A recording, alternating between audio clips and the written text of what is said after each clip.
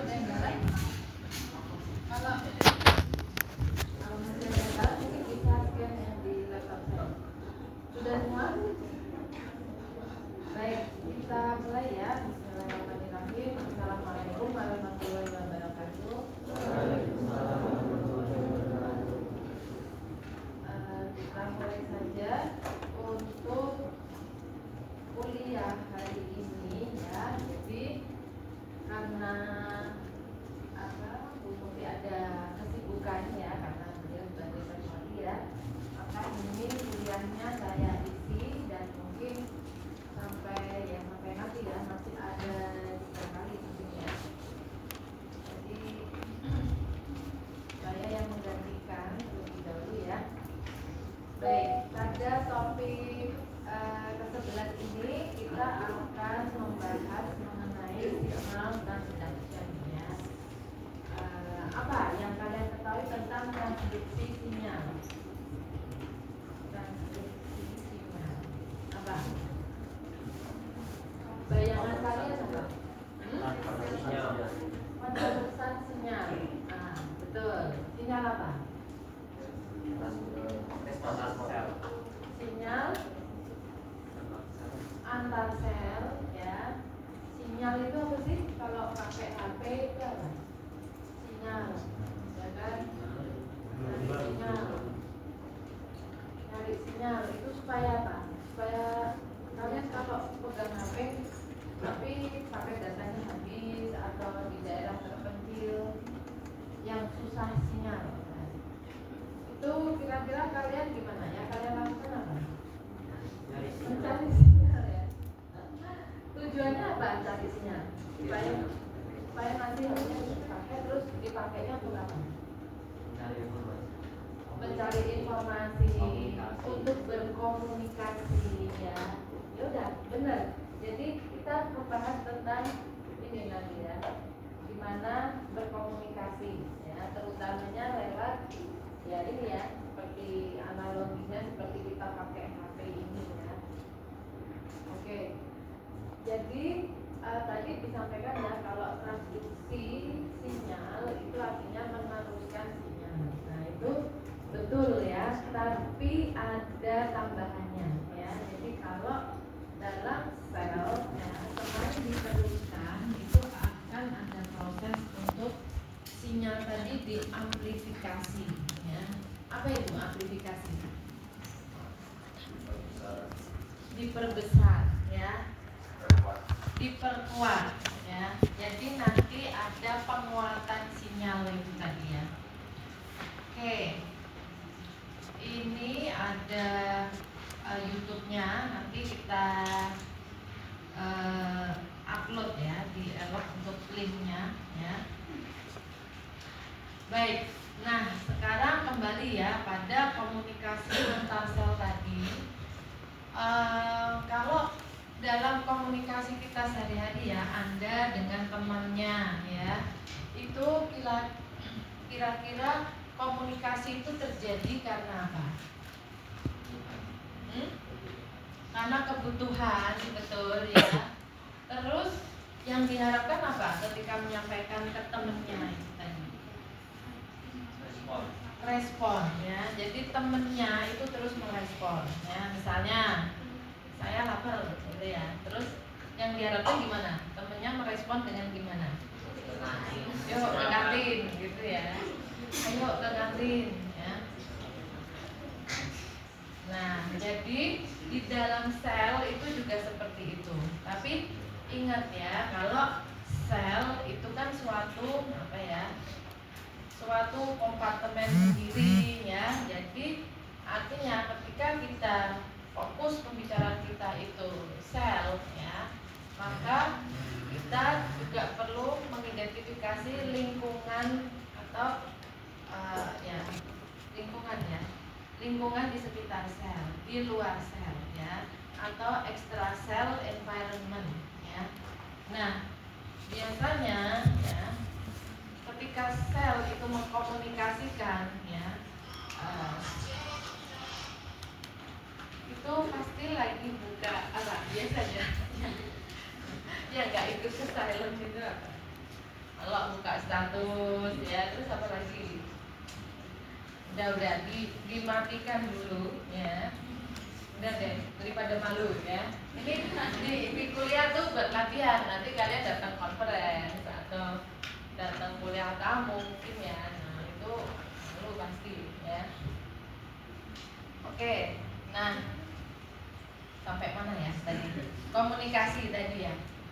Nah biasanya hal yang menstimulasi sel untuk mengkomunikasikan pesan-pesan tadi ya, itu berasal dari luar sel ya.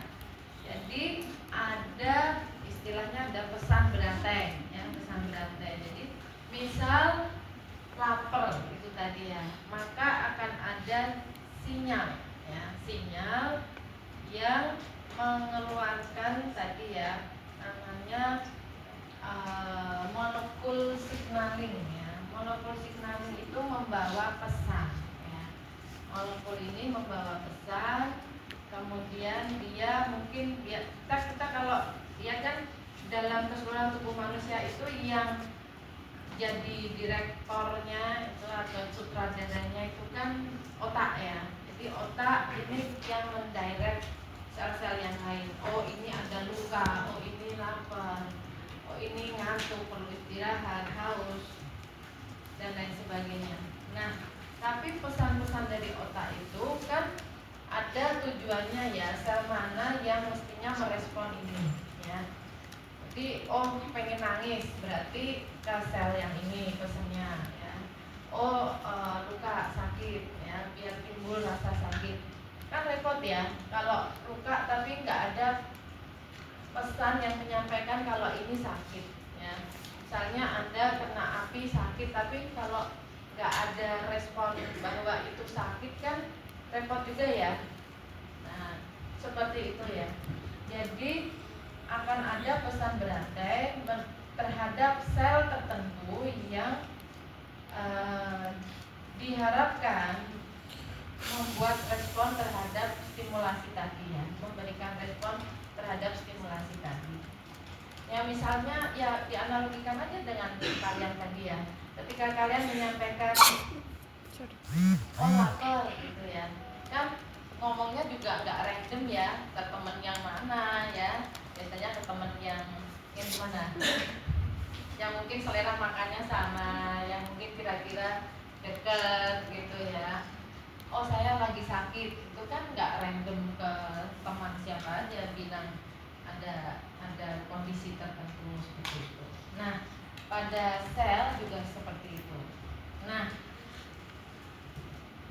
pada proses ini ada beberapa konsep yang perlu kita pahami ya. Jadi tadi kita sudah pahami ya prosesnya seperti itu. Kemudian sel tadi merupakan satu kompartemen sendiri ya. Kemudian signalnya itu berarti kan muncul dari luar sel ya. Entah itu nanti dia dibawa lewat pembuluh darah ataupun dari sel tangganya yang berdekatan. Itu nanti kita bicarakan juga. Nah, cuman ini molekul signaling ini yang membawa pesan itu tadi, itu harusnya menyampaikan pesan itu ke mana? Pada satu sel itu sebetulnya yang bisa tahu, oh ada sinyal ini, saya harus merespon seperti ini. Nah itu harus itu siapa? Di dalam sel itu di mana? Di dalam inti sel ya. Responnya berupa apa sih sebetulnya? Ekspresi gen ya, protein ya. Protein yang mana itu kita pelajari kemarin ya. Protein itu asalnya dari gen ya, ekspresi gen. Jadi gen tertentu yang mengkode protein tadi ya, dia harus kemudian jalan transkripsinya, jalan translasinya. Karena sebetulnya gen-gen tadi di dalam inti sel normalnya untuk inducible genes ya, gen-gen yang diinduksi itu kan dia diam aja ya, dia nggak aktif bertranskripsi gitu loh ya. Jadi dia harus dikasih tahu ini ada yang butuh proteinnya, tolong jalan transkripsinya ya. Nah sekarang masalahnya itu ada di dalam inti sel ya, sedangkan tadi molekul signalinnya itu dari luar sel ya. Nah berarti kan dia harus gimana? Harus bisa menyampaikan itu ya pesannya sampai ke dalam sel ya. Taruhlah inti selnya itu loh, teman kalian yang lagi senderan di tembok belakang itu. Nah itu gimana tuh ngasih tahu temen itu ya, ini dari luar. Nah padahal lagi ada kuliah juga, gimana tuh caranya ya? Caranya kan dia harus ngetuk pintu dulu ya, kan ada pintunya ya, harus ngetuk pintu dulu, terus nanti ada yang keluar nggak ya, ada yang nemuin nggak ya kan? Nggak mungkin kan ya setelah sini langsung wah siapa itu yang ngetuk, nggak mungkin ya. Jadi salah satu keluar ke pintu, ada apa gitu ya. Itu namanya siapa mas? Namanya siapa? Cahya. Nama asli apa samaran ini? Samar. Asli Cahya. Ini Cahya apa sih? Cahya diminta ke akademik gitu ya. Cahya dipanggil Pak Pur ya. Nah kan si tadi yang keluar yang dari luar tadi menyampaikan pesan itu kan ya nggak boleh masuk ya, kita kan lagi ada kuliah. Nah terus misalnya mas ini yang menemui ya. Nah setelah dia tahu oh Cahya diminta ke akademik ya, tapi karena Cahyanya di belakang maka berantai ya, bilang ke mbak ini dulu ya, terus sampai ke Cahya. Nah tapi ternyata Cahya tidur ya berarti harus dibangunin dulu juga ya. Nah itu sehingga jalannya pesan di dalam sel itu juga seperti itu ya. Tapi ada juga ya molekul signaling itu yang bisa masuk ya, bisa masuk ya, tapi kebanyakan itu nggak bisa masuk ya. Jadi harus ada tahap diterima dulu pesannya, kemudian diteruskan. Nah terus tadi ketika sudah sampai pesannya ke Cahya, terus Cahya kira-kira gimana? Berangkat ya? Enggak, dia mau dengerin kuliahnya dulu sampai selesai ya, baru dia nemuin kuning ya. Nah jadi diharapkan kan kemudian Cahya ketika dapat pesan tadi terus merespon ya, memberikan respon. Kemudian konsepnya lagi adalah responnya tadi ya. Responnya tadi itu nggak boleh terus-terusan ya, nggak boleh terus-menerus ya. Pada inducible gene ya, pada inducible gene itu harus ada pengaturan untuk on dan off ya. Kemarin kalian sudah bicarakan di regulasi ekspresi gen ya. Jadi Cahya tadi kan nemuin Bu Ning ya, terus dia nemuin Bu Ning terus ya, nggak balik-balik ya, padahal ada kuliah yang lain. Kan nggak boleh ya seperti itu ya. Jadi harus ada mekanisme. Oh ya setelah ngomong-ngomong sama Bu Ning udah cukup, nah Cahya harus kembali ya, nggak boleh nemuin Bu Ning terus ya. Nah respon dari sel itu juga tadi kan responnya ekspresi gen aktif ya. Nah itu nggak boleh terus-terusan ya.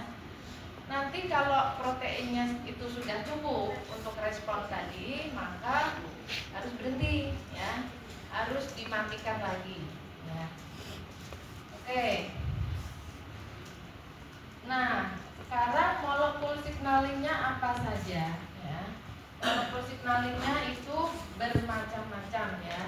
Di situ Anda bisa lihat ya, ada neurotransmitter, ada hormon, ada faktor pertumbuhan ya.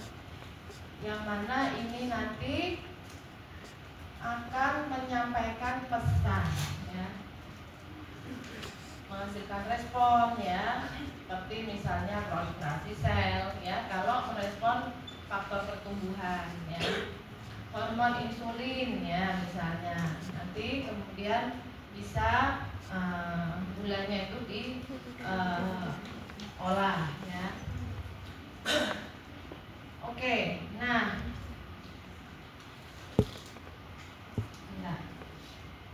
biar urut ya. Jadi nanti dalam kuliah ini kita akan membicarakan prinsip dari transduksi sinyal, komponennya apa saja ya, kemudian contoh-contohnya dan contohnya terkait riset ya. Tapi ini aja apa? Jangan dibikin berat. Oh ya, saya mau menyampaikan yang UTS itu saya belum bisa kirim ya nilainya karena ternyata hasilnya tuh nyampur ya, A, B, C dan memilahnya itu lumayan ya. Ya coba nanti kita proses dulu ya. Kemarin saya masih ini gimana misalnya ya, dari 200 berapa ya, ada yang A, ada yang B, ada yang tidak ada keterangan kelasnya ya. Nah jadi nanti ya butuh beberapa nama. Oke, nggak apa-apa, jangan dirisaukan. Kalian sebenarnya udah lupa ya, udah melupakan itu ya, udah menatap masa depan. Ya udah terusin ya, nggak apa-apa. Oke, nah tadi ya signal molekul itu ada yang endokrin, ada yang parakrin, ada yang autokrin ya. Ini macam-macam ya. Nah, ini kalian bisa melihat ya perbedaannya. Oh, parakrin itu dengan tetangganya ya, endokrin ya dari tempat yang jauh ya, kemudian dibawa lewat pembuluh darah ya, kemudian autokrin ya dari sel itu sendiri ya, tapi beda. Jadi yang bagian sel yang satu memproduksi signal molekulnya, bagian sel yang lain yang menerima ya. Kemudian ada yang karena penempelan plasma membran ya, jadi ada kontak antar sel secara langsung ya, kemudian mereka bisa berkomunikasi. Oke. Nah, di sini kalian perhatikan ya. Sekarang coba bayangkan ya. Ini ada molekul signaling yang merah ini ya, dot merah ini. Contohnya insulin ya. Insulin dihasilkan dari sel beta pankreas kan ya. Kemudian dia masuk ke pembuluh darah ya.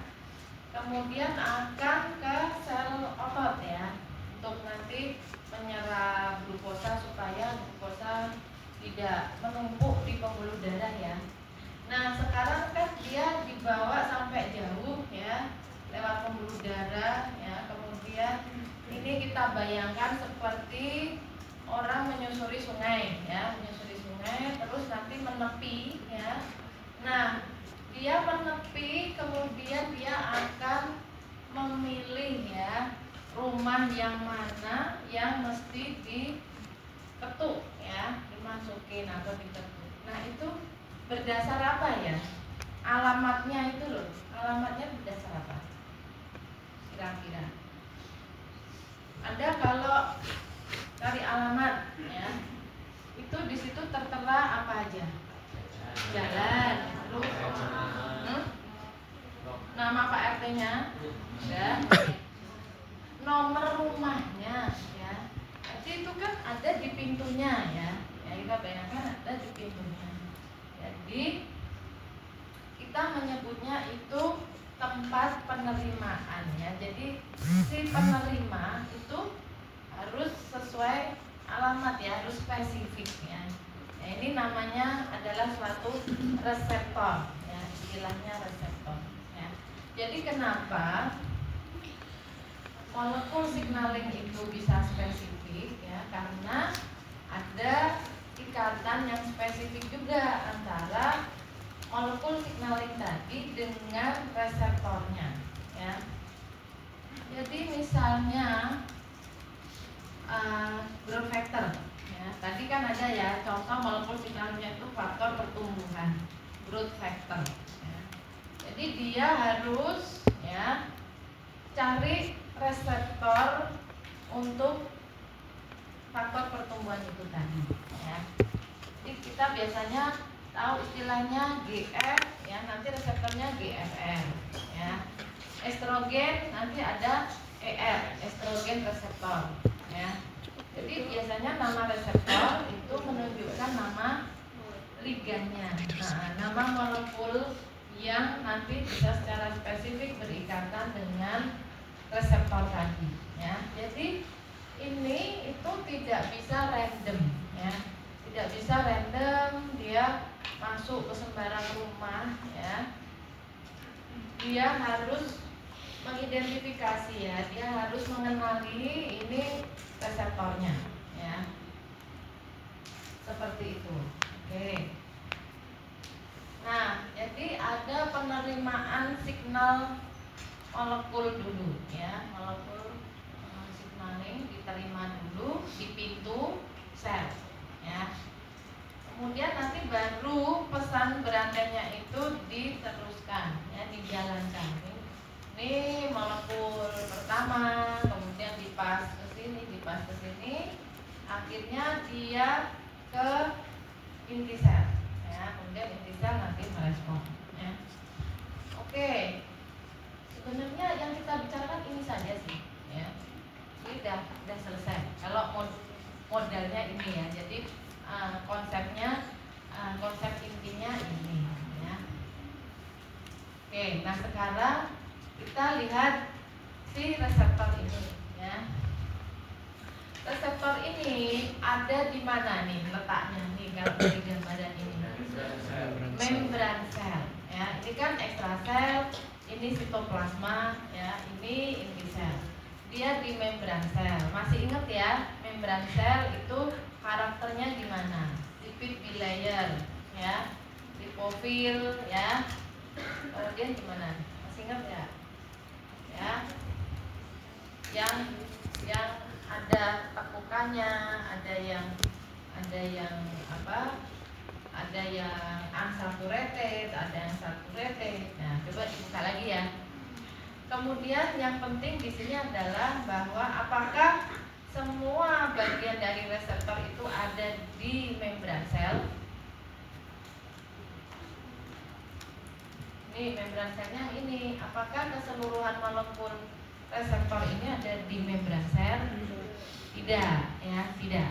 Jadi ada sebagian yang di ekstrasel, ada sebagian yang di intrasel, ya. Dan itu beda-beda, ya. Nanti kita lihat reseptor itu macam-macam jenisnya, ya. Jadi di sini berarti karakter dari reseptor itu beda-beda juga, ya. Ada yang sifatnya hidrofil, ada yang amfifilik, ya, ada yang ya ini lebih ke hidrofil juga ya di dalam sitoplasma. Jadi intinya dia beda-beda juga karakternya, tergantung nanti dia itu lokasinya di mana, ya. Kalau di sini ini berarti reseptor ini ada bagian yang cocok atau dia penempatannya itu di ekstrasel, ada yang menembus membran sel, ada yang intrasel. Ya, jadi ada 3 area pada reseptor tadi, ya. Nah, yang perlu Anda ingat, reseptor itu adalah suatu protein, ya, suatu protein. Berarti dia punya domain, ya. Nah, masih ingat gak domain apa? Kemarin waktu bicara enhancer atau faktor transkripsi, ya, ada DNA binding domain. Apa itu? DNA binding domain. Kemarin ada kan di regulasi ekspresi gen. Jadi protein, ya, protein itu ya kalau misalnya dicontohkan seperti tubuh kita, ya, itu ada pembagiannya, ya. Misalnya yang pegang mikrofon ini kan tangan saya aja, ya, tangan, ya, untuk megang-megang tangan, ya.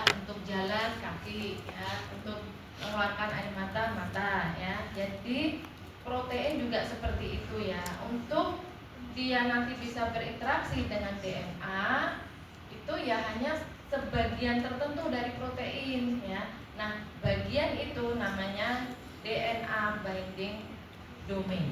Ya, jadi domain itu bagian dari protein yang punya fungsi tertentu ya.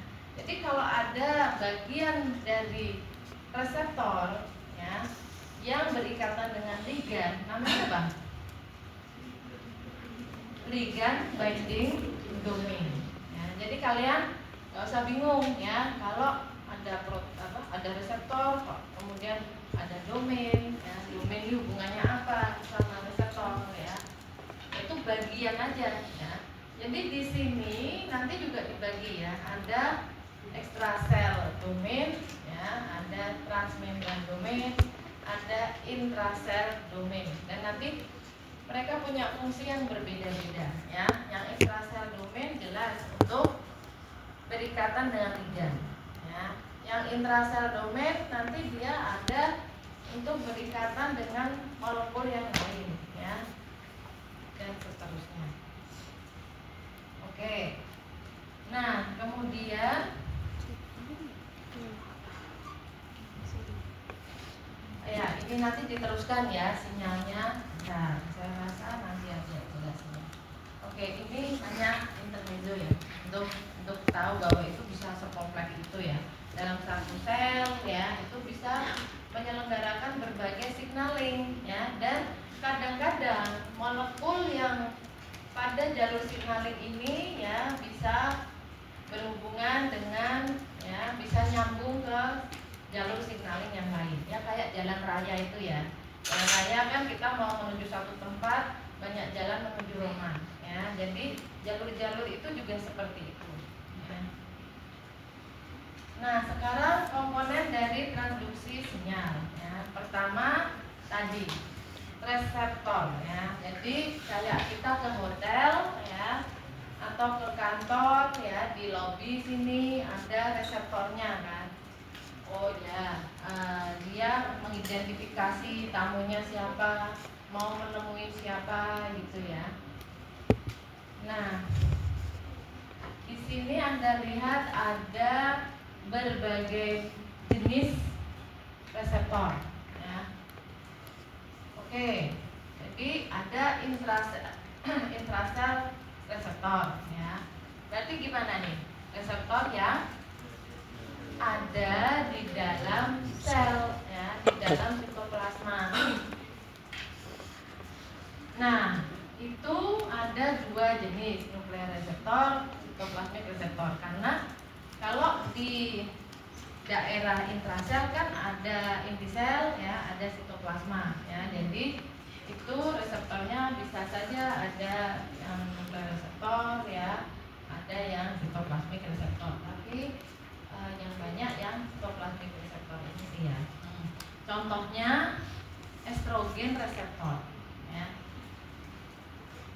Contohnya estrogen reseptor. Oke. Nah, kalau reseptornya, oke, sekarang kita lihat dulu ya satu-satu. Ada intrasel reseptor, ada ligand gated ion channel, ada GPCR, G protein coupled reseptor, ada tirosin kinase reseptor ya. Penjelasannya nanti bisa dicermati ya. Sekarang yang mau saya diskusikan itu karakter dari reseptornya ya. Kalau itu suatu intrasel reseptor, reseptornya di dalam sel ya, itu berarti kira-kira molekul signalingnya gimana caranya supaya bisa ketemu sama reseptor tadi, kan spesifik ya. Artinya kalau dia enggak sama reseptor itu, dia tidak bisa ya, tidak bisa menyampaikan pesannya tadi. Nah, ini contohnya adalah pada estrogen reseptor. Jadi reseptor untuk estrogen ya, atau untuk hormon-hormon reproduksi ya, progesteron reseptor ya, estrogen reseptor ya, itu ada di dalam sel. Nah, sekarang estrogennya tuh gimana supaya bisa berikatan dengan reseptor tadi? Iya, jadi estrogennya itu menembus membran. Bisa nggak kira-kira? Bisa. Kenapa? Hormon ya. Steroid ya, jadi dia lipofil ya. Dia kecil ya, lipofil, jadi dia bisa menembus membran sel ya. Dan nanti dia bisa menembus membran sel, di sitoplasma dia tinggal nyari ya reseptornya yang mana ya. Nah, terus dia berikatan dengan reseptor. Nah, biasanya proses signaling itu adalah ketika reseptor itu berikatan dengan signaling molekulnya, maka reseptor itu akan jadi reseptor yang aktif ya. Reseptor yang aktif itu ngapain ya? Reseptor yang aktif itu artinya dia bisa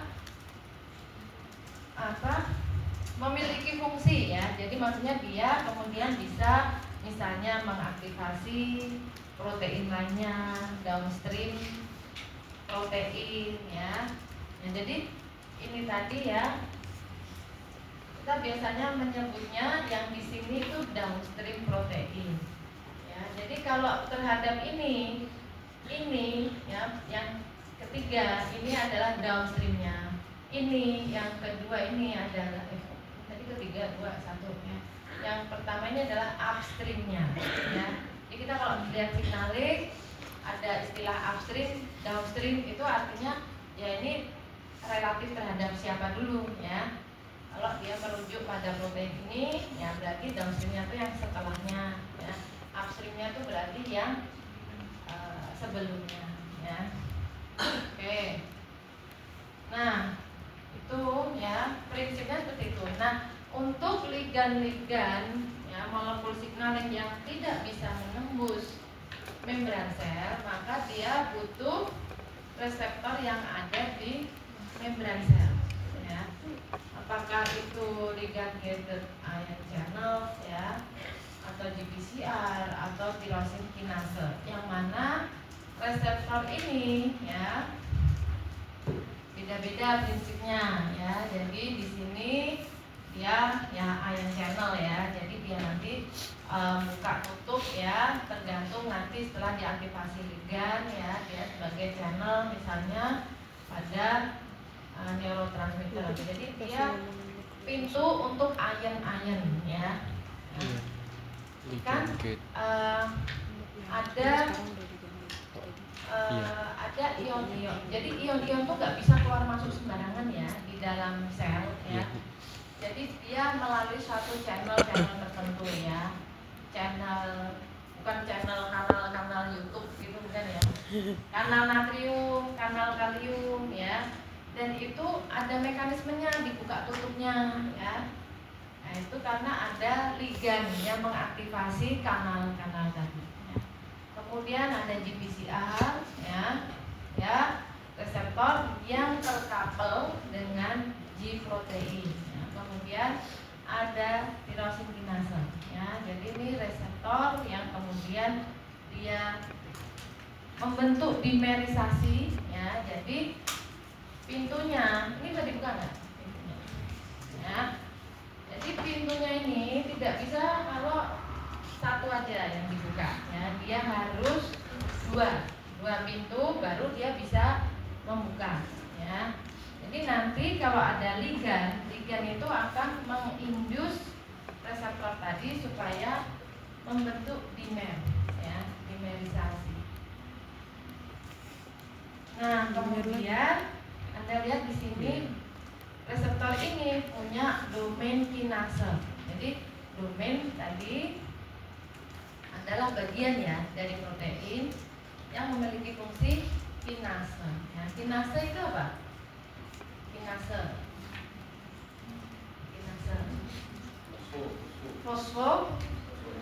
Fosforilasi ya. Jadi fosforilasi itu penempelan gugus fosfat ya. Jadi pada reseptor ini kalau aktif ya, karena dia punya domain untuk memfosforilasi, nanti dia bisa melakukan fosforilasi ya.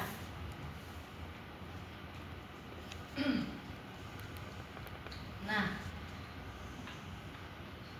rangkaian dari signal transduksi tadi ya, penerusan sinyal tadi kemudian akan mengorkestra ya.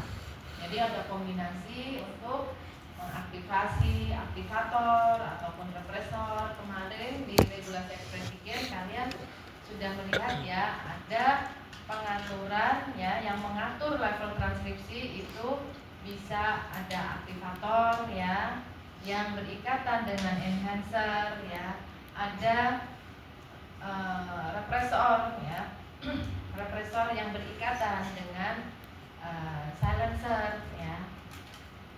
Kemudian itu nanti akan mengatur level transkripsinya ya, apakah jadi aktif banget atau sebaliknya malah tidak aktif ya. Oke.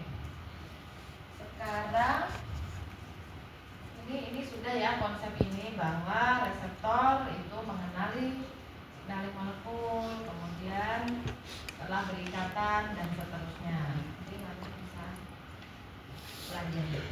Nah, sekarang konsep berikutnya yang penting adalah adanya molecular switches ya. Jadi molecular switches itu artinya tombol ya yang untuk mengatur signaling tadi ya, apakah aktif atau tidak aktif ya. Yang pertama itu adalah switches kinase dan fosfatase ya. Jadi di sini kinase tadi fosforilasi ya, kebalikannya adalah defosforilasi ya. Jadi penempelan bungkus fosfat atau lepas gitu ya, itu namanya kinase atau fosforilasi ya. Nah di situ jadi ada keseimbangan ya antara fosforilasi dengan defosforilasi. Nah fosforilasi tadi kan penempelan bungkus fosfat ya pada protein yang jadi substratnya ya. Jadi maksudnya adalah seperti ini ya, di gambar ini ya. Ini dia menyampaikan sinyalnya itu dengan fosforilasi gitu loh ya. Jadi misalnya molekul protein yang pertama ini adalah suatu protein fosfor yang bisa memfosforilasi ya. Maka kalau dia nanti diaktifkan ya oleh reseptor, ini nanti dia akan memfosforilasi protein berikutnya ini ya. Dia akan menempelkan gugus fosfat ke protein berikutnya ini ya.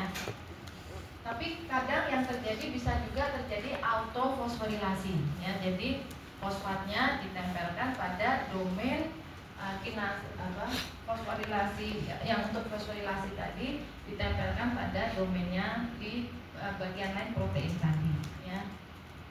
Nah sekarang ketika menempelkan gugus fosfat itu ditempelkan ke mana ya?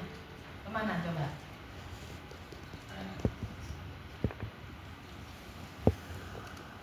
Ada di situ ya, bisa Anda cermati ya.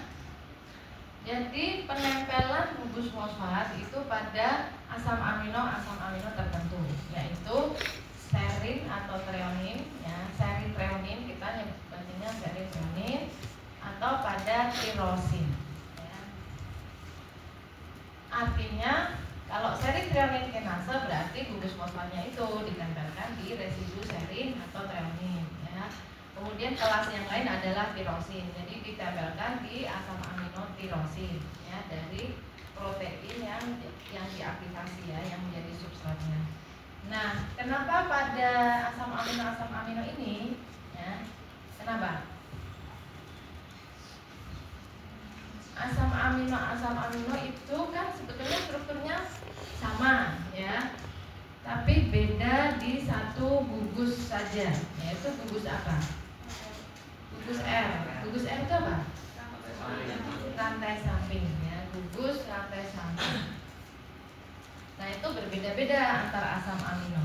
Nah, ketiga asam amino ini punya kesamaan, yaitu gugus rantai sampingnya itu ada hidroksinya.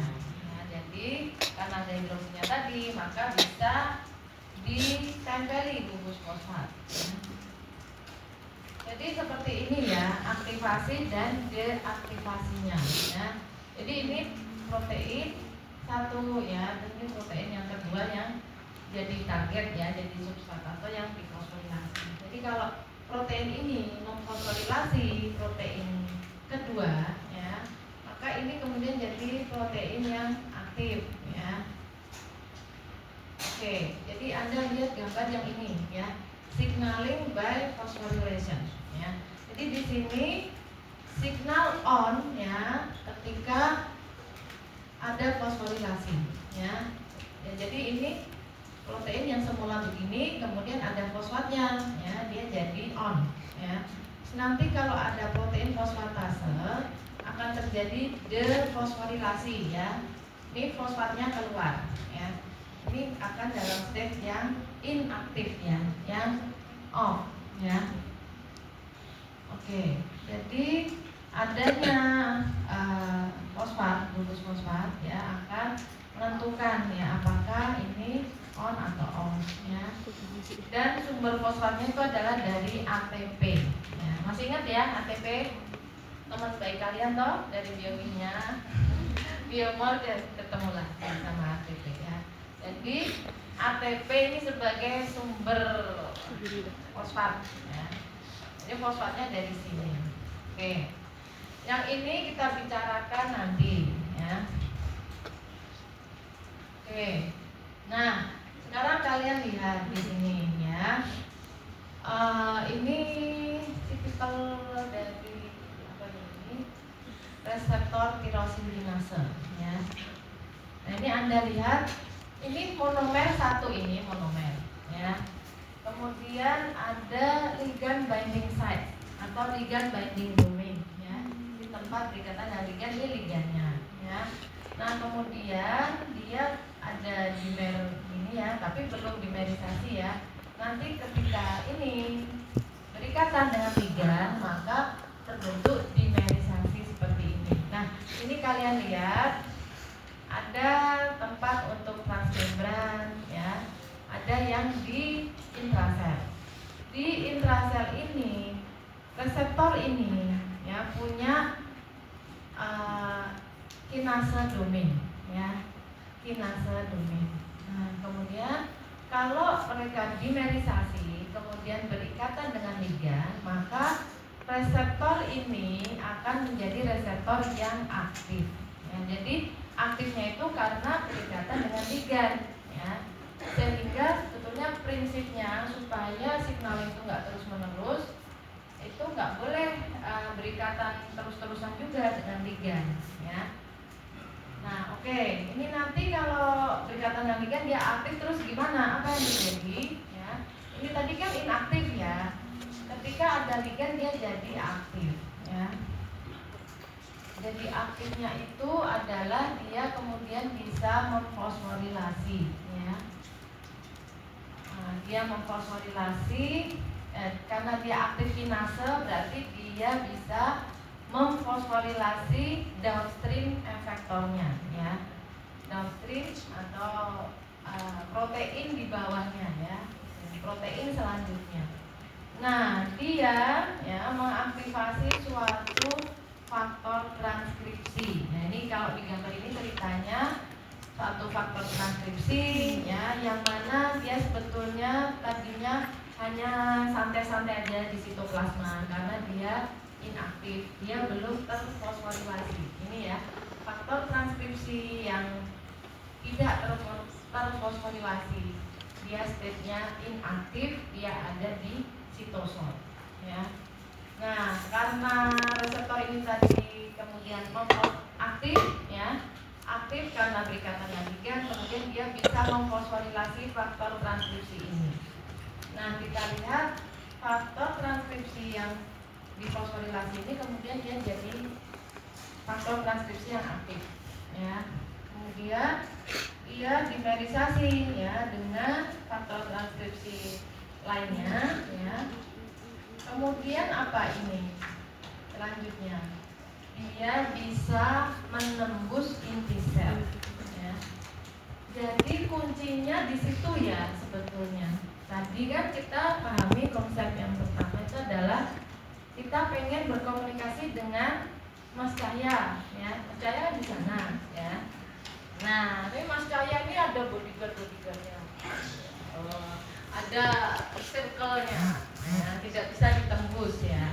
Nah, yang bisa menembus itu adalah faktor transkripsi yang aktif ya. Tapi kalau faktor transkripsinya ini belum aktif ya, dia belum bisa menembus bodyguard tadi ya. Jadi dia belum bisa menembus membran inti sel ya. Makanya dia masih tetap ada di sitoplasma ya. Nanti begitu dia diaktifasi ya, yaitu dengan difosforilasi ya pada gambar ini, kemudian dia membentuk dimer, baru dia bisa menembus inti sel ya. Kemudian dia baru bisa mengakses DNA ya. Itu nukleus kemudian berikatan dengan DNA, kemudian namanya faktor transkripsi ya, berarti dia akan mengaktifasi transkripsi. Masih ingat ya kemarin regulasi ekspresi gen kan butuh faktor transkripsi ya untuk mengaturkan, ada yang spesifik ya, ada yang general faktor transkripsi ya. Oke, nah ceritanya seperti itu ya, menembus membran inti sel. Nah kemudian nanti akan ada nuklear fosfatase, jadi ada enzim fosfatase di dalam inti sel yang kemudian melepaskan fosfat ini ya, defosforilasi, nanti dia inaktif, nah, maka dia kembali ke sitoplasma, terus dia duduk-duduk santai lagi ya. Nah tadi kalau pada estrogen reseptor itu juga seperti itu ya. Estrogen reseptor itu kalau nggak ada estrogen dia santai ya, dia duduk-duduk santai di sitoplasma dan dia juga tidak bisa menembus membran inti sel. Tapi kalau nanti ada estrogen datang, estrogen nanti berikatan dengan reseptor estrogen, maka reseptor estrogen tadi jadi reseptor yang reseptor estrogen yang aktif itu akan berfungsi sebagai faktor transkripsi ya. Jadi nanti kalau dia berikatan dengan estrogen, mereka bisa menembus inti sel ya, kemudian bisa berikatan dengan DNA. Nah makanya kalian ingat ya, kalau kalian menggunakan obat-obat yang kortikosteroid, gunanya apa? Obat-obat kortikosteroid anti radang ya, anti inflamasi. Contohnya kalau kalian batuk sampai radang ya, sampai suaranya berat gitu ya, suka dikasih apa? Metilprednisolon ya. Nah itu strukturnya ya, obat-obat kortikosteroid itu strukturnya mirip estrogen atau faktor-faktor reproduksi tadi ya, faktor pertumbuhan atau faktor reproduksi tadi, sehingga bisa menembus langsung ya, reseptornya itu ada di dalam sitoplasma ya. Jadi kalau pakai obat-obat seperti itu ada catatannya gimana kita sebagai apoteker? Mana? Catatannya gimana? Karena kan ini tuh dia begitu kalian minum, tapi nanti jadi takut minum obat ya. Ketika kalian minum itu kan langsung menembus ke dalam inti sel ya, sehingga untuk berhenti dari obat-obat seperti itu nggak bisa langsung ya, maksudnya sebaiknya itu ada taperingnya ya, jadi dikurangi frekuensinya dulu misalnya. Makanya obat itu metilprednisolon kan ada berapa miligram, selalu ditanyakan mau berapa miligram ya. Kalau Anda pakainya yang berapa? 6 misalnya, 6 miligram 4 kali sehari coba ya. Nah itu dikurangi ya. Ketika udah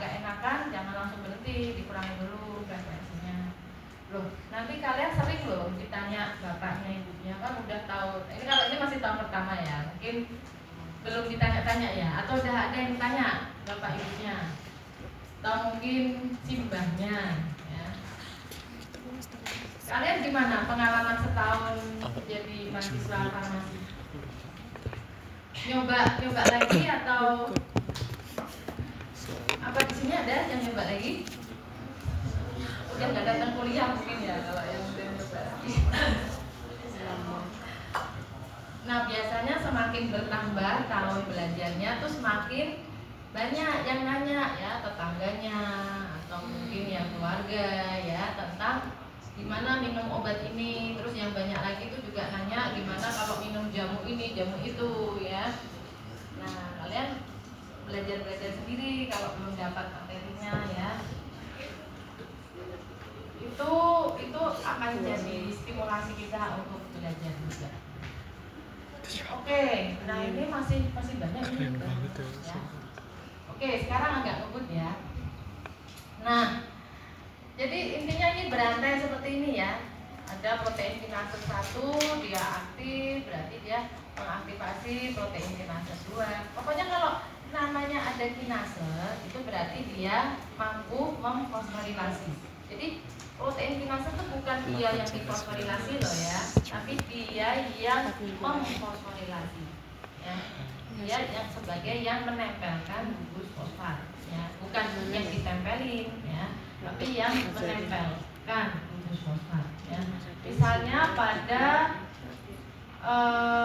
signaling ini ya, dengan satu growth factor ya, ada reseptor tirosin kinase ya. Kemudian ini akan mengaktifkan serangkaian MAP kinase. Oke, dan endingnya itu mengaktifasi suatu faktor transkripsi. Jadi konsepnya itu apapun signalingnya ya, itu ujung-ujungnya adalah mengaktifasi faktor transkripsi supaya faktor transkripsi tadi bisa menembus inti sel, membran inti sel ya. Nah, supaya nanti dia kemudian bisa berinteraksi dengan sekuens spesifik terhadap faktor transkripsi tadi ya. Oke. Nah, yang kedua ya adalah protein yang berikatan dengan GTP ya. Nah, ini konsepnya agak beda dengan yang fosforilasi. Jadi kalau fosforilasi kan menempelkan gugus fosfat ya. Oke. Nah, kalau dengan GTP ya itu ada 2 state ya pada protein tadi. Yaitu state pertama dia berikatan dengan GTP ya, GTP, dan state yang satunya adalah berikatan dengan GDP ya. Guanidin trifosfat dan guanidin bifosfat ya. Nah, bedanya kalau protein tadi berikatan dengan GTP yang trifosfat, dia akan ada dalam keadaan aktif ya. Kalau dengan GDP ya, yang difosfat, dia akan ada dalam keadaan inaktif ya. Tapi di sini gimana protein dari yang inactive state, jadi dia berikatan dengan GDP menjadi aktif state berikatan dengan GDP itu tidak lewat fosforilasi ya, tapi lewat reaksi substitusi ya. Jadi bedanya kalau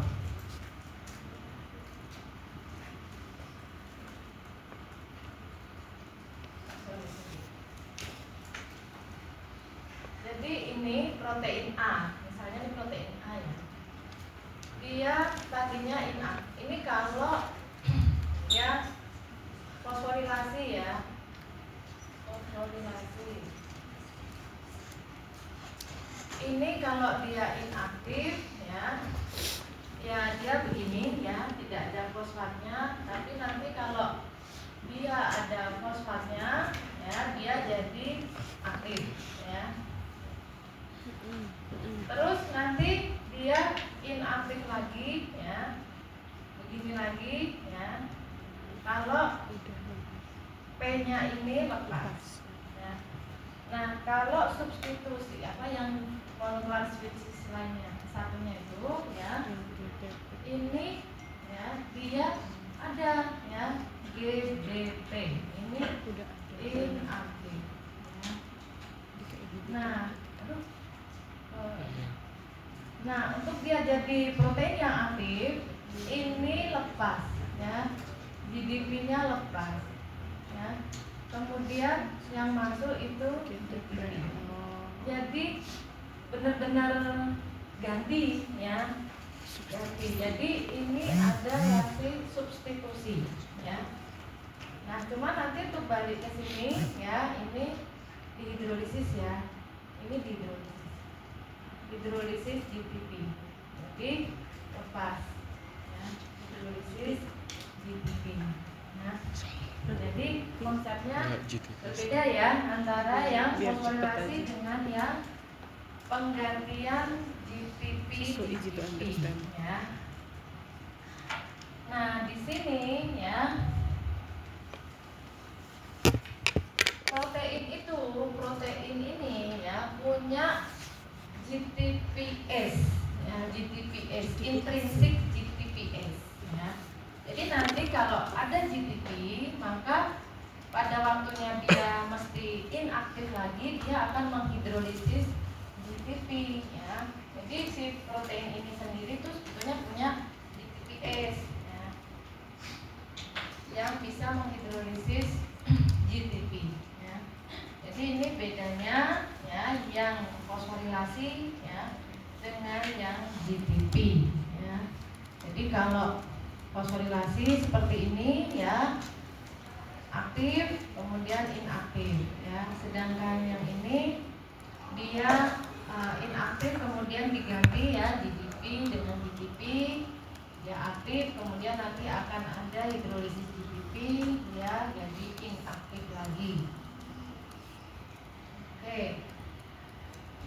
Nah, tadi contohnya kalau yang fosforilasi tadi kita lihat adalah reseptor tirosin kinase ya.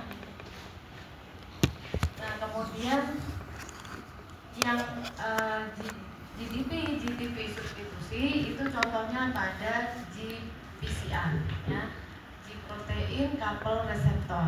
Ini Anda lihat ada GPCR yang hijau ini, artinya adalah reseptor yang terkapel dengan G protein ya. Tahu ya artinya couple? Tahu dong? Couple pasangan ya. Terkapel tuh terikat ya, terikat ya. Nah, tapi di sini ya G proteinnya mula-mulanya G protein yang terpasang atau yang terkapel dengan GPCR. Jadi tolong dibedakan ya. Reseptornya itu namanya GPCR ya. Sedangkan protein yang terkapel dengan GPCR ini adalah G protein ya. Oke. Nah, yang mengalami substitusi GTP itu yang ini G protein ini ya. Nah, G protein ini ya ada 3 subunit ya, alfa, beta, gamma ya. Nah, ini nanti di farmakologi molekuler saya kira Anda akan dapat bentuknya ya, basicnya seperti ini ya. Jadi semula dia terikat dengan GPCR, G protein ini, tapi nanti kalau ada ligan ya, ligan ini akan mengaktifasi reseptor GPCR, kemudian akan menginduksi terjadinya substitusi GTP ya pada G protein ini. Terus akibatnya apa? Akibatnya 3 subunit G protein itu akan memisah ya. Tapi memisahnya adalah alfa beta alfa dan beta gamma ya. Pemisahnya akan alfa dan beta gamma ya. Nah, alfanya ini ada macam-macam juga, tapi kayaknya itu ranah farmakologi molekuler ya. Nanti kalian terlalu banyak ya, nanti bertahap. Nah, kalian udah dapat farmakologi molekuler belum?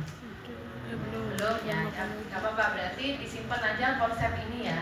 Jadi ini ada aktivasi dengan GDP ya. Kemudian nanti seterusnya akan mengaktifasi serangkaian signaling yang nanti kita kenal sebagai second messenger ya. Second messenger itu apa? Messenger pembawa pesan ya, pembawa pesan kedua ya. Pembawa pesan pertamanya siapa? Tadi reseptornya ya.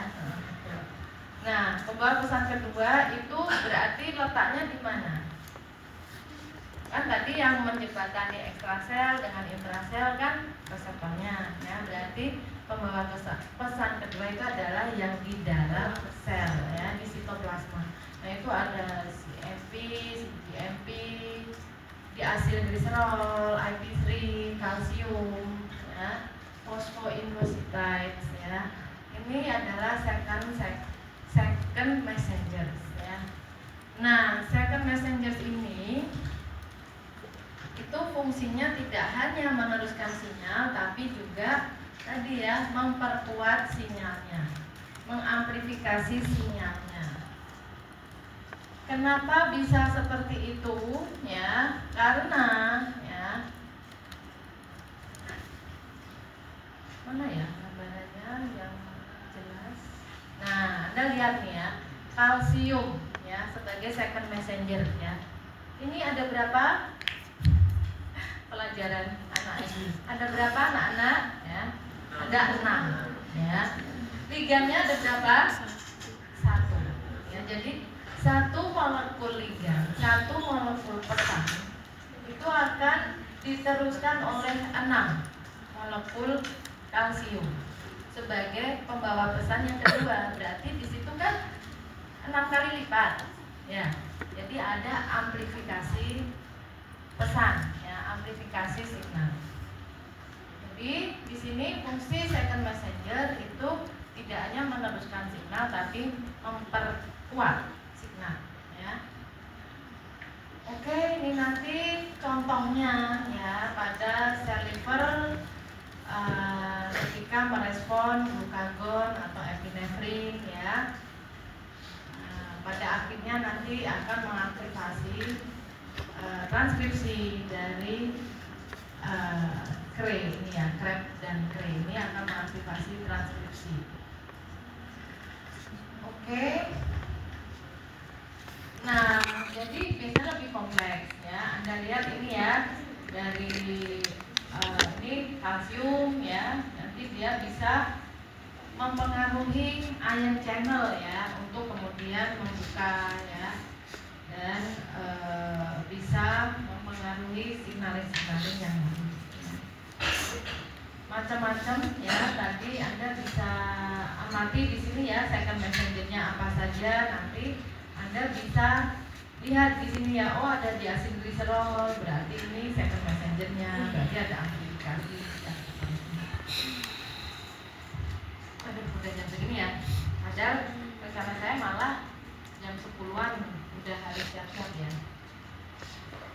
Siap-siap apa? Anda di sini ada kuliah lagi ya? Tapi sudah sarapan apa belum? Berarti signal ini mungkin berjalan ya.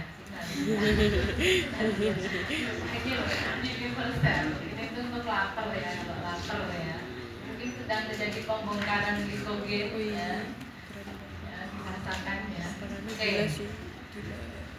Oke, contohnya mungkin sinyal aja ya. Contohnya IGFR ya. Tapi ya.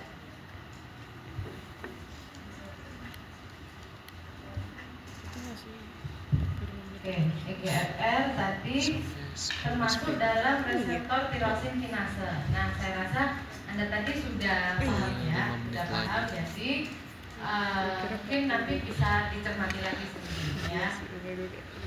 Nah, contohnya IGFR family ya. Jadi kalau protein yang dalam satu kelompok ya, itu kita nyebutnya family ya, keluarga protein IGFR ya. Ya, jadi dia suatu reseptor untuk faktor pertumbuhan. Jadi ligannya itu adalah faktor pertumbuhan ya.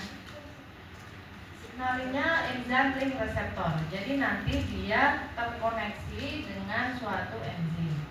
Contohnya IGFR, HER2, HER3, HER4 ya. Nah, ini Anda lihat IGFR itu punya extracellular domain, transmembran domain, intracellular domain. Ini kalian berarti sudah paham ya. Tadi kita sudah bahas. Kemudian yang di intracellular domain yang penting itu dia ada tyrosine kinase domain ya, artinya ada bagian dari reseptor ini yang bisa memfosforilasi pada residu atau asam amino tirosin ya. Nah, yang terjadi contohnya ligannya ini ya. Kemudian nanti dia berikatan ya, dimerisasi ya, kemudian mengaktifasi downstream efektornya ya, seperti ini. Nah, ini nanti akan bertindak sebagai faktor transkripsi. Artinya gimana tadi? Ini nanti kalau aktif gimana? Translokasi ke dalam insulin. Oke. Nah, jadi seperti ini ya. Ketika namanya faktor pertumbuhan, berarti respon yang diharapkan apa dari signaling ini?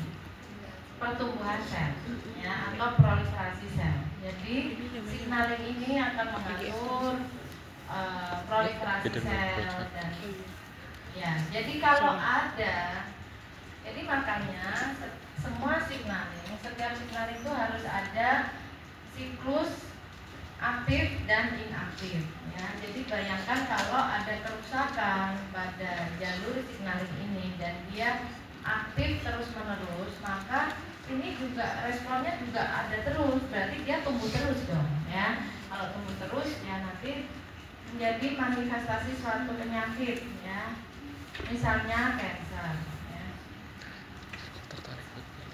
Oke. Ini bisa dideteksi dengan pengecatan ya, dengan staining, nanti kelihatan pertumbuhannya sangat atau ekspresi dari proteinnya banyak ya.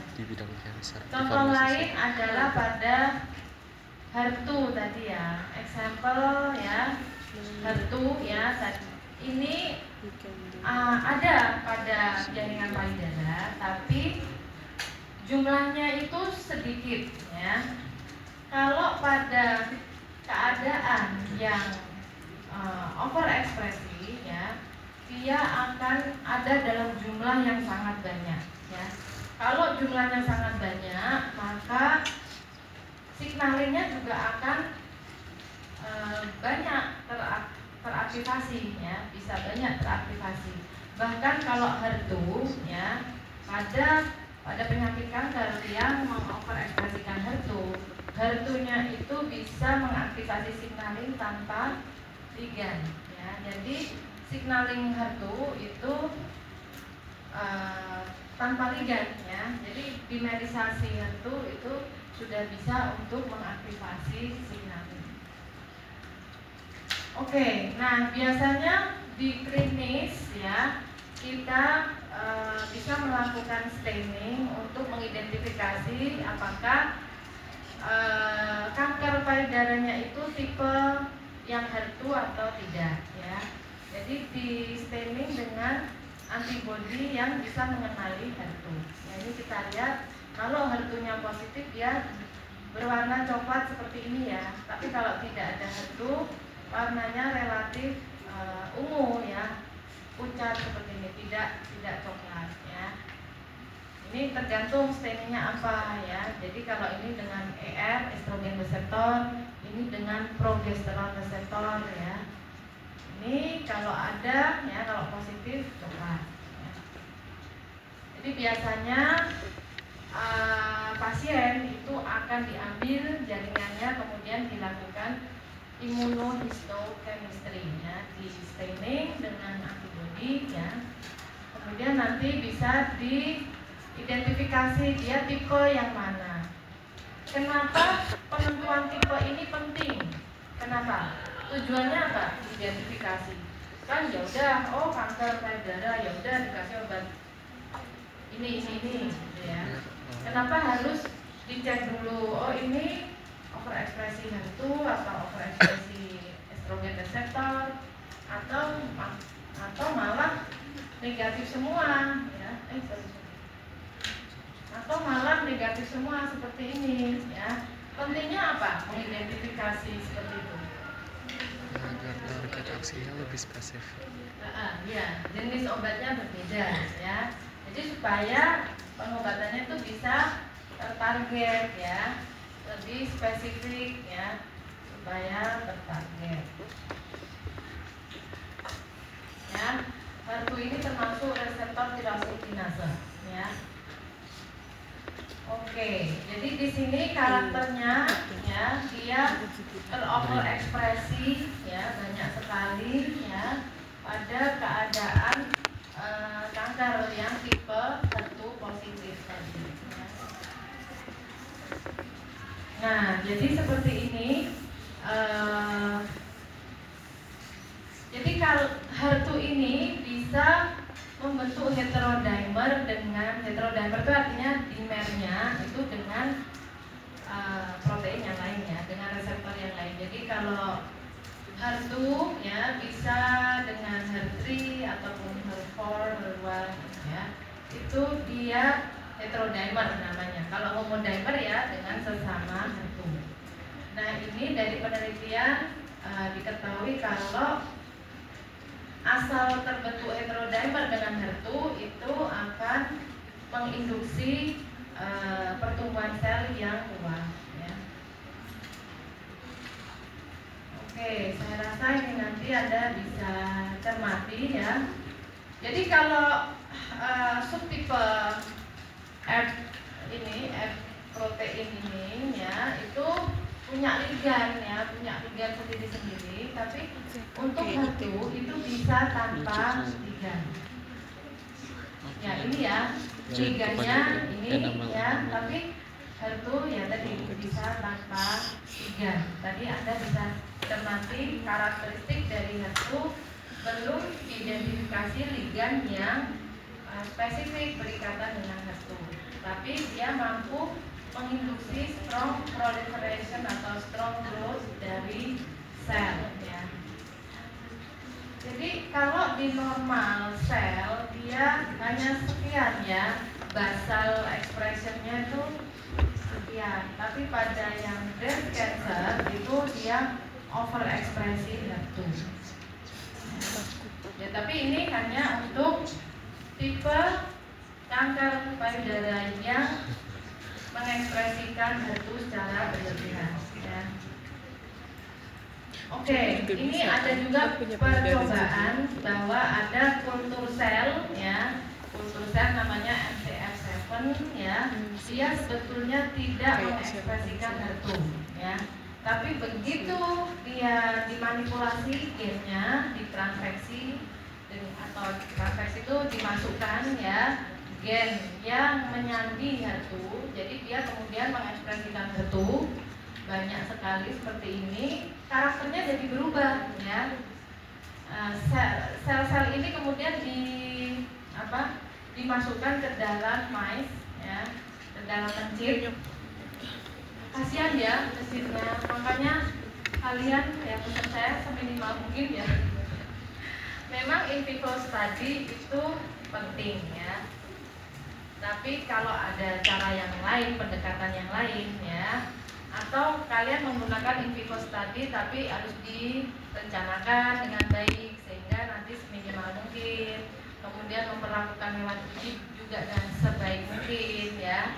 Kalau kira-kira dia sudah kepayahan tuh langsung korbankan saja ya, walaupun mungkin nggak sesuai rancangan penelitian kalian ya, tapi kasihan ya, saya pernah tuh pakai itu nggak kuat ya. Oke, nah setelah ditransfeksikan ke MCF7 dan MCF7-nya mengekspresikan HER2 ini beda karakternya ya, dia jadi mampu pertumbuhannya itu naik 30-50%, bisa metastasis dan lain sebagainya ya. Jadi itu menandakan bahwa HER2 ini mempunyai peran untuk menginduksi karakter-karakter ini ya. Saya rasa ini ya contoh lagi ya dengan HER2, maksudnya ini nanti ya intinya, maksud saya kalau untuk mempelajari konsepnya sudah cukup ya, yang tadi ini pengayaan aja. Pengkayaan apa pengayaan ya? Pengayaan kan dicari di filter. Nah, kemudian ada cara ya untuk membuat antibodi monoklonal ya yang mampu meredam signaling tadi ya. Contohnya terkait dengan HER2 signaling itu ada obat namanya trastuzumab ya. Trastuzumab ini suatu, jadi kalau kalian tahu ada MAP itu artinya apa? Monoklonal antibody ya. Monoklonal ini nama keluarganya berarti ya. Sekarang ya kemarin saya wisuda anak saya ya kan, si anak ini putra dari bapak siapa gitu ya. Nama bapaknya sih masih ada ya, Haryono, terus siapa. Kalau Gen Z sekarang udah nggak ada ya nama seperti itu ya. Apa di sini masih ada nama-nama generasi saya ya? Joko aja udah masih ada nggak di sini namanya Joko? Biasanya cinta. Coba lihat dosen-dosen di sini ya, masih ada Purwanto, Jayanto. Ada nggak di sini yang namanya masih pakai itu Purwanti, Sri ada nggak? Sampai Angelina. Udah jarang ya sekarang, namanya susah. Kita mikirin Oke, nah pergeseran generasi. Terus nanti generasi kalian yang kasih nama anaknya juga bisa lebih complicated ya. Ada X-nya, ada Y-nya ya, kayak rumus matematika. X kuadrat plus. Oke, balik ke sini ya. Oke. Jadi di sini ya, tujuan dari trastuzumab ini adalah menetralisasi HER2 ya, supaya meredam signalingnya ini ya. Namanya monoklonal antibody berarti dia antibody yang spesifik bisa mengenali ya ini HER2 ataupun HER family yang lainnya untuk menetralisir signalingnya ya. Jadi tadi kan dia harus membentuk heterodimer ya. Nah, dia membentuk heterodimer terus subtipe HER family yang lain kan dia ada ligannya. Ini ligannya digantikan oleh trastuzumab tadi, maka signalingnya ini tidak akan berjalan ya, karena sudah diduduki ya, sehingga ligannya tidak bisa menginduksi signaling ini. Oke. Kemudian yang berikutnya adalah suatu small molecule ya, namanya lapatinib.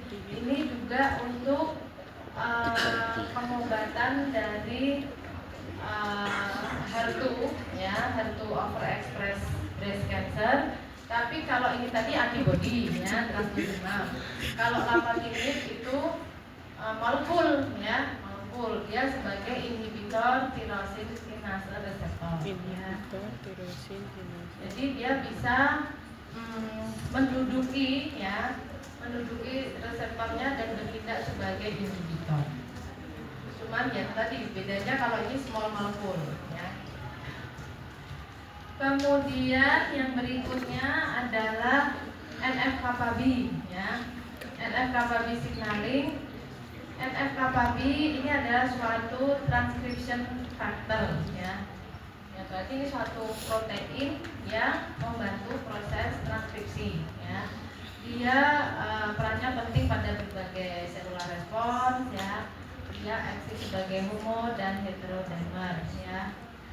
Kalau ada stimulasi maka NF-kappa B jadi aktif dan dia bisa translokasi ke nukleus ya, dan berikatan dengan DNA. Perannya nanti Anda bisa baca di sini ya. Dia mengatur berbagai signaling ya. Oke. Bisa. Jadi macam-macam. Kalau dia aktifnya normal-normal aja dia bermanfaat ya. Dia ada pengaturannya. Tapi kalau dia gigit. lepas kendali, tidak ada tahap inaktivasinya, maka dia merugikan ya, menimbulkan penyakit. Nah, faktor-faktor apa yang mengaktifasi NF-kappa B? Di situ Anda bisa lihat ada radikal bebas, ya, ada karsinogen ya, ada stres, ya. Nah, ini saya ada cerita menarik ya. Dulu waktu S3 ada teman saya yang sakit, ya, sama-sama lagi ambil S3 ya. Terus dokternya pesennya ini sakitnya karena stres, jadi nggak boleh stres. Terus dia nanya gimana nggak stres ya kalau lagi jadi mahasiswa S3. Itu apa kamu? Satu tim pas Nah kegiatan. itu, tapi ya itu memang ya gimana kita mengelola stres ya. Stres itu pasti ada terus ya. Dan kami tuh Kalau sama-sama nggak ini stres kita nggak sama-sama terpacu pihak ya. mau. Misalnya ngumpulin Ya udah. laporan praktikum ya. Kalau nggak Sering. mepet deadline ya. Terus kemarin tuh aku tuh lagi nugas, terus kayak dia nawarin martabak. Nah ini Kayak aku bilang gambaran disuapin. aktivasi dan deaktivasi dari NF-kappa B ya. Coba. Nah Gak ini mau sama dia. prinsipnya seperti ini ya. Jadi coba perhatikan dulu ya. Jadi Sama-sama NF-kappa B itu adalah ini ya, P65 sama P50 itu NF-kappa B. Jadi NF-kappa B itu ada dua sub unit atau subprotein ya, namanya P65 dan P50 ya. gemes Ini temenan jadi ini kayak NF-kappa B itu ini ya. Nah, dia itu inaktif dan ada di sitoplasma karena apa? Karena diikat oleh I-kappa B alpha ini ya, hijau stabilo ini ya, I-kappa B. Nah, I-kappa B ini mengikat si NF-kappa B ya, sehingga dia inaktif. Nah, terus ya, kalau I-kappa B ini diubiquitinasi ya. Jadi ubiquitinasi kalian masih ingat regulasi ekspresi gen? Kalau ada ubiquitin yang banyak, polyubiquitin, terus gimana? Didegradasi ya.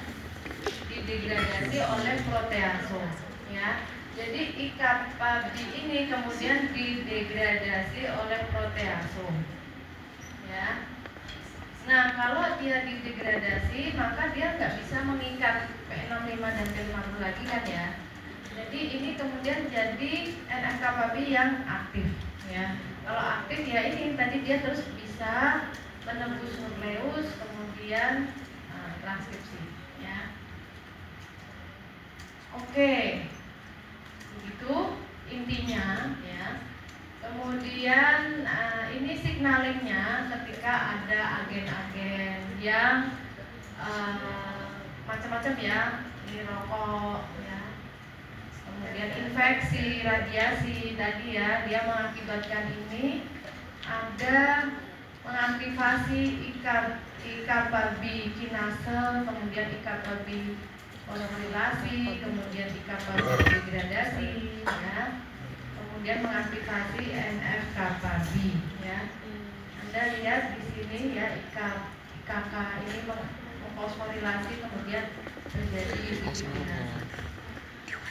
Nah, ini contoh-contoh obat yang menarget pada tahap ini ya.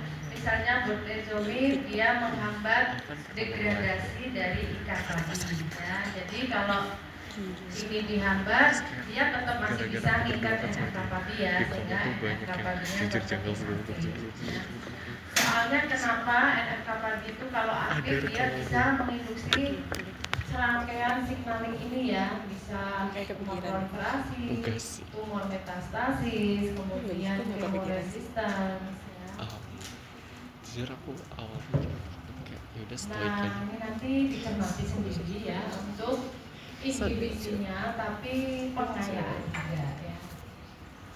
Pengayaan ini kode kalau nggak keluar di soal guys. Yeay. Tapi ya nggak tahu kalau nanti dapat jackpot ya. Alhamdulillah min dzalik. Nah, untuk yang related research ya, ini juga pengayaan ya. Yang penting sebetulnya kalian paham konsepnya ya. Nah, ya, tapi konsep itu kan perlu aplikasi juga ya. Pemahamannya itu kan dari aplikasi. Nah, pada riset ini misalnya ya, bagaimana kurkumin menginduksi degradasi EGFR ya. Studi pada lung adenokarsinoma ya.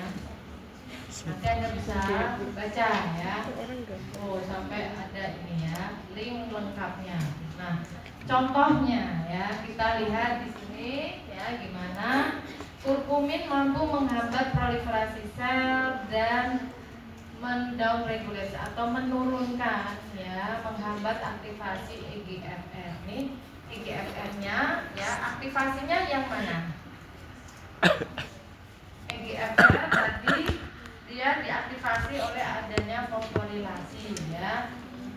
Nah, ini jadi kita kalau melihat aktivasi dari EGFR itu lihat dengan antibody phosphorylated EGFR ya.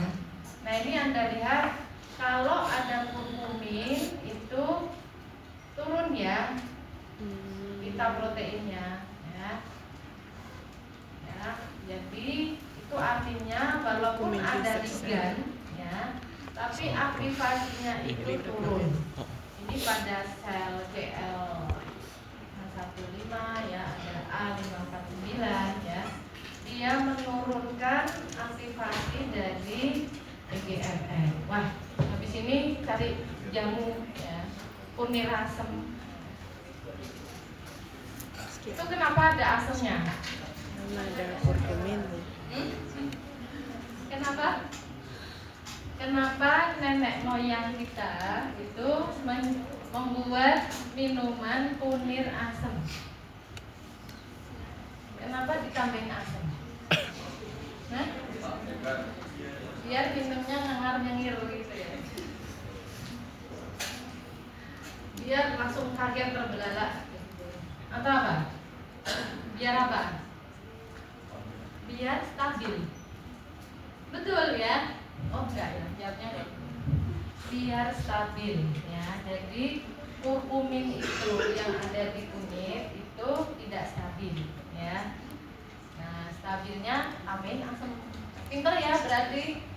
Padahal mereka dulu belum tahu kimia medisinal ataupun fisika kimia ya. Dapat ini. Oke. Wahyu. Contoh lainnya ini nanti dibuka sendiri ya, dipelajari sendiri pengayaannya. Kamu nggak dipengaruhi aja. Nggak mau jelek. Ini cara deteksinya, oke. Nah, saya jelaskan sedikit. Ini cara deteksinya tadi bisa dengan Western blot ya, dilihat kita proteinnya ini ya. Bisa dengan immunostaining ya. Jadi di staining dengan antibody yang dikonjugasikan dengan senyawa yang berfluoresen atau berpendar ya. Jadi ini dengan Alexa Green ya, nanti dilihat ekspresi dari protein yang dikonjugasikan dengan senyawa fluoresen ini ya. Pada kasus ini, pada studi ini adalah protein HER2 ya. Anda lihat di sini HER2-nya kelihatan hijau jelas ya. Ini kalau ada obatnya dia kemudian turun ya. PGB 1 dengan unsur gizi itu turun ya. Nah ini penelitian ini dilakukan di sini loh ya, di farmasi UGM ya, coba nanti dibuka ya. Dibaca kartu. Oke, nah ini paling serunya kalau ada pertanyaan tanya ke pemudik coba. Saya nggak tanggung jawab. Oke, mungkin ada pertanyaan dari kalian? Tidak ada. Oke, silahkan kalau mau lanjut aktivitas ya. Saya tutup kuliah hari ini. Terima kasih. Assalamualaikum warahmatullahi wabarakatuh. Waalaikumsalam warahmatullahi wabarakatuh. Terima kasih. Terima kasih Ibu.